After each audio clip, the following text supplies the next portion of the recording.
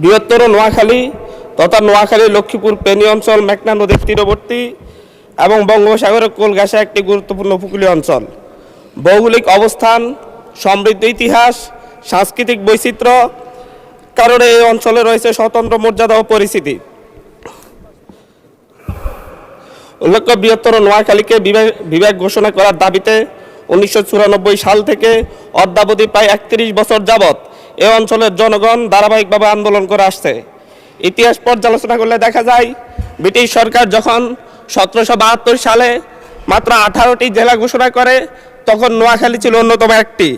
এবং ব্রিটিশ শাসনামলে ঐতিহাসিক বাস্তবতা এবং আঞ্চলিক গুরুত্বপূর্ণতার কারণে এই অঞ্চলে একটি বড় বিমান ঘাঁটিও নির্মাণ করা হয়েছিল। এই অঞ্চলে ভুলুয়া নামক নদীবন্দর ছিল দক্ষিণাঞ্চলের সবচাইতে বড় নদীবন্দর। কিন্তু বর্তমানে এই অঞ্চলের জনগণ সবসময় দেশের গুরুত্বপূর্ণ আন্দোলন সংগ্রামে অগ্রণী ভূমিকা পালন করে। খেলাফত আন্দোলন, ব্রিটিশ বিরোধী আন্দোলন, ভাষা আন্দোলন, মহান মুক্তিযুদ্ধ এবং সাম্প্রতিক গণঅভ্যুত্থান সব ক্ষেত্রে এই অঞ্চলের মানুষ সম্মুখ সারিতে থেকে আত্মত্যাগের উজ্জ্বল দৃষ্টান্ত স্থাপন করেছে।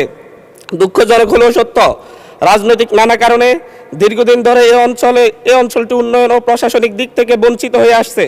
ফলে এখানকার জনগণ বৈষম্যের শিকার। অথচ এই অঞ্চলে বীরশ্রেষ্ঠ রুহুল আমিন, ভাষা শহীদ সালাম, শহীদ সার্জেন্ট জহুরুল হক, প্রখ্যাত চলচ্চিত্রকার নির্মাতা শহীদ জহির রায়হান, বিশিষ্ট বুদ্ধিজীবী শহীদ মুনীর চৌধুরী এবং সাবেক 3 বারের প্রধানমন্ত্রী আপসীন নেত্রী বেগম খালেদা জিয়ার মতো কৃতি সন্তানের জন্ম দিয়েছে এই অঞ্চলটি।